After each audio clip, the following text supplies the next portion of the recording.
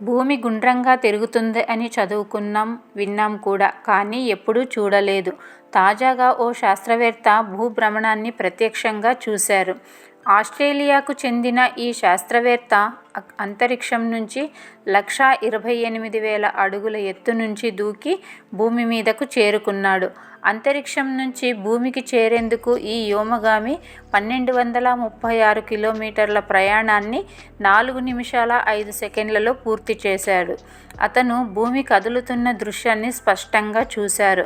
ఆ అద్భుతాన్ని వీడియోగా అందించారు కూడా. స్కై న్యూస్ కథనం ప్రకారం ఈ వీడియోను 15న అక్టోబర్ సాధారణ మానవులు భూమి గుండ్రంగా తిరగడాన్ని ప్రత్యక్షంగా చూడలేరు. ఎందుకంటే మనం భూమితో పాటు తిరుగుతాం కాబట్టి. అయితే అంతరిక్షం నుండి వ్యోమగాములు లేదా అత్యంత ఎత్తులో ఉన్నవారు భూమి కదలికలను ముఖ్యంగా టైం ల్యాప్స్ వీడియోల రూపంలో చూడగలరు. ఎందుకు మనం భూమి తిరగడం చూడలేమో? ఉమ్మడి కదలిక. మనం భూమిపై నివసిస్తున్నాం కాబట్టి భూమితో పాటు మనం కూడా అదే వేగంతో తిరుగుతాము. భూమి తిరుగుతున్నట్లు అనుభూతి చెందాలంటే మనం భూమికి సాపేక్షంగా నిలకడగా ఉండాలి.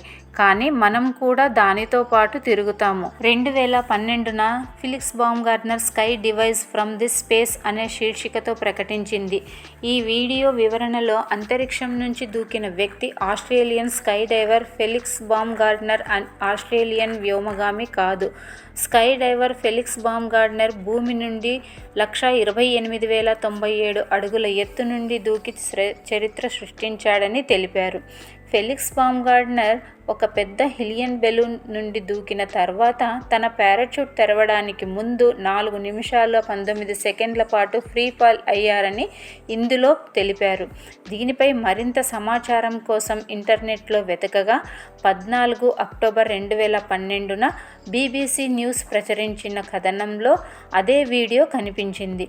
ఈ కథనం ప్రకారం Australian sky diver Felix Baumgartner October 14, 2012లో రెడ్ బుల్ స్ట్రోటస్ మిషన్లో భాగంగా రికార్డు బద్దలు కొట్టే స్కై డైవ్ చేశారు.